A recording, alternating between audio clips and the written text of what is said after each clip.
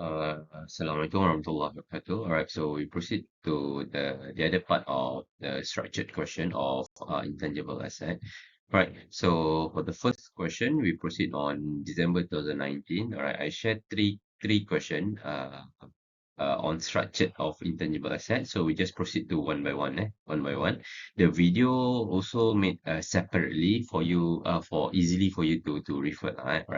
So this is the first question, December 2019. Healthcare Berhad is a company manufactured in a healthy product on 1st July. Okay, the first date they highlight here is 1st of July 2016. Healthcare Berhad start a project to produce a fat-free milk, FFM, right?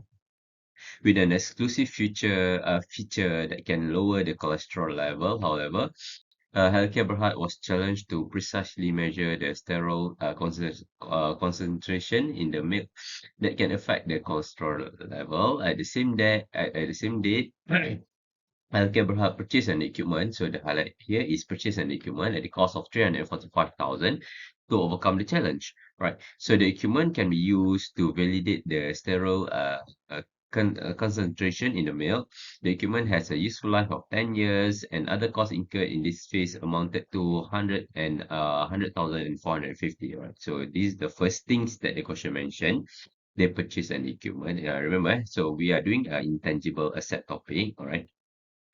So the next part, in July 2017, an expertise in analytical chemistry has hired to join the research team in developing a mechanism that can reduce the sterol content in milk. Right. So in January 2018, all right, so the next date, July 2017 and January 2018, a method has been successfully developed, all right. So, and proven could be used to reduce cholesterol level at the cost of 470,000, all right. The management are confident, all right. The word here, they highlight you is confident, on the market acceptance of the product, and the product will be launched on 1st of May 2018. FFM is expected to generate income for at least 10 years. Right. Okay. So again, you see this one. Okay. January 2018, the method is successfully developed. 1st May 2018, then it's going to be launched. Alright. So remember, under development, we can just capitalize whenever it is confident and confirmed. Right. Okay. So the next part. Okay. So the next part, on 1st July 2018, this one I changed color because it's a different, I tried to make a different category here. Okay, 1st July 2018, to create a culture healthy eating and importance of FFM, Healthcare Berhad conduct an awareness campaign at the cost of 65,000. So this one is the campaign. The cost is 65,000. On the same date, Healthcare acquired a product patent by issuing 500,000 of its ordinary share value at 1 ringgit each, and a cash payment of 150,000. Alright, yes. So this is a tricky part in this question. You see, they acquired what? They acquired a patent. Patent is intangible asset or not? Yes, patent is intangible asset. How much the value of the patent? They mentioned here, they issue 500,000 of 1 ringgit each, okay, and the cash payment 150,000. Okay, guys. So now, how much is the cost of the patent? Is it 500? Is it 150? Or is it 500 plus 150? Okay, remember, this one need to be correct. The answer should be total up 500 plus 150. All right. So at the end of financial year, Healthcare Berhad assess the estimated revenue for FFM will be 450,000, and estimated directly attributable cost is 100,000. You see, the estimated revenue is 450,000. Estimated revenue is what? Future revenue, right? Future revenue is 450,000, and the cost attributable is 100,000. Therefore, how much is actually the net revenue or the net profit? 450 less 100, right? Okay, never mind. We proceed first. Okay, due to the success development of FFM, company decided to further train their staff in order to develop the skill and knowledge. All right, so total training cost is 80,000. Was recognized as intangible asset. What do you think on this? Can training cost recognized as intangible asset? Okay, definitely cannot, actually. Okay, in order to FFM to market their intentionally, Healthcare bought a customer list. Okay, now customer list bought from outsiders, right? Bought customer list from their competitors for 70,000 in January 2019. So the benefit that the company can have for this customer list is 2 years. All right. So this is the point. This is the question. All right. So now we see what actually the question asks you here. Okay, the first question, explain the treatment for the cost incurred for the year ended 30th June 2017 based on, okay, I highlight here, 30th June 2017, based on the relevant Malaysian Financial Reporting Standard or MFRS. Sorry. So year ended 30th June 2017 mean that it is start from 1st of July until 30th of June, right? So that is the timeline, okay? Therefore, by this timeline, from the question, this is the part where 1st of July until 30th of June, all right? So we see what cost do we have here, right? So the first cost that we can see here, the cost, all right, of course, all costs incurred during this stage is cannot be capitalized because this research phase cannot be capitalized as intangible asset because there is uncertainty of the future economic benefit, right? It's because you're just doing a research, right? Okay. So what else? So if it is cannot be capitalized, where should we put this cost? We should just expense it off in statement of profit or loss. Okay. Okay. So next, other than that, 345,000, the cost of equipment purchase here will be capitalized as MFRS 116. Why? Because this is equipment, right? Equipment cannot become intangible asset. All right. Depreciation of the equipment also should be capitalized. Also should be expense of under statement of profit or loss. Remember, even though depreciation can be part of intangible asset, but this is not intangible asset, right? It's not yet an intangible asset. All right. So what else do we have? Other costs. What else do we have? No, right? That's all that we have, right? Okay. So never mind. This is the question. This is to answer the question. Okay. So the next part of the question. Explain the accounting treatment for the cost incurred for the year ended 30th of June 2018. Now, 2018, it should start on 1st of July 2017 until 30th of June 2018. Therefore, we are going to focus on this part. All right. So therefore, we are going to focus on this part of the question. So in this question, you can see here, all right, what happened in this question? Any cost incurred from January 2018 can be capitalized. Why? Because from January 2018, it is successfully developed and the management are confident. So start on January, we can capitalize. Okay, start from January 2018, we can capitalize as all the criteria are met, I mentioned. Okay, so the method has successfully developed and the management are confident that the product can be used for sales, right? So the cost 470,000 and the depreciation, how do we get this depreciation?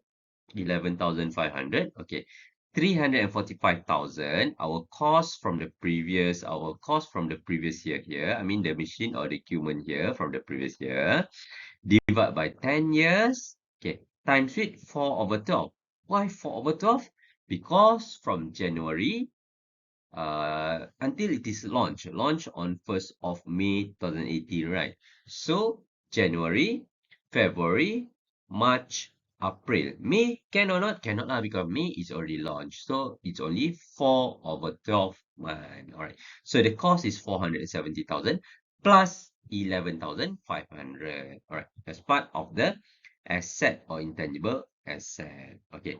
So once the product is launched, the development costs will be amortized. What does it mean by amortize? Okay, once you have an intangible asset, you need to amortize lah.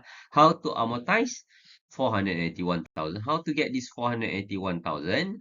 The previous one, 470 plus 11,500. You are going to get 481,500. Divide by 10 years. Why 10 years? For at least 10 years mentioned. So we use 10 years. Times 2 over 12. Why 2 over 12? Because May and June only. We are doing for 30th of June, right? So it is launched on 1st of May. So May and June. 2 months only lah. So 2 over 12. Okay. So it is 8,025. And it will be written off and statement of profit or loss. Okay. So next, C.